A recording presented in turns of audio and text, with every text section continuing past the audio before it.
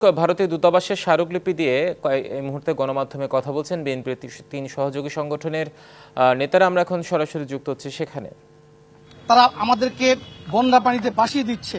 তাদের জাতীয় দিবসে বাংলাদেশ থেকে বিভিন্ন সময় তাদেরকে শুভেচ্ছা জানানো হয়, কখনো ইলিশ পাঠানো হয়, কখনো জামদানি পাঠানো হয়, কিন্তু দুর্ভাগ্যজনকভাবে তারা আমাদেরকে ফেলানির লাশ উপহার দেয়, তারা ফেন্সিডিল পাঠায়, তারা ইয়াবা পাঠায় এবং ভরা মৌসুমে তারা বন্যার পানি দিয়ে আমাদেরকে তলিয়ে দেয়। আমরা চাই তারা বন্ধুসুলভ আচরণ করুক এবং আমরা আরো বলতে চাই বাংলাদেশের স্বাধীনতা সার্বভৌমত্ব কারো দয়ার দান নয়। শহীদ রাষ্ট্রপতি জিয়াউর রহমান 1971 সালে শুধু ওই রিভোল্ট বলেই ক্ষান্ত হননি, হাতে রিকয়েললেস রাইফেল তুলে নিয়েছিলেন, রণাঙ্গনে ঝাঁপিয়ে পড়েছিলেন, শৌর্য বীর্য আর সাহসের পরীক্ষায় উত্তীর্ণ হয়ে স্বাধীনতার লাল সূর্যটাকে ছিনিয়ে এনেছিলেন।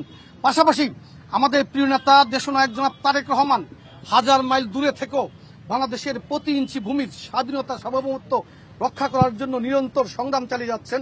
বাংলাদেশের জনগণকে ঐক্যবদ্ধ করে এই সংগ্রাম আমরা চলমান রাখবো ইনশাআল্লাহ। বিশেষ করে বাংলাদেশ জাতীয়তাবাদী যুবদল, বাংলাদেশ জাতীয়তাবাদী স্বেচ্ছাসেবক দল, বাংলাদেশ জাতীয়তাবাদী ছাত্র দল ঐক্যবদ্ধভাবে ভবিষ্যতে বাংলাদেশের বিরুদ্ধে যে কোনো ষড়যন্ত্র রুখে দেবে ইনশাআল্লাহ। সানবিট সব দিবে সামাল। সানবিট ম্যাজিক প্রেস ডিশওয়াশিং এর মাথা ঘোরানো সলিউশন।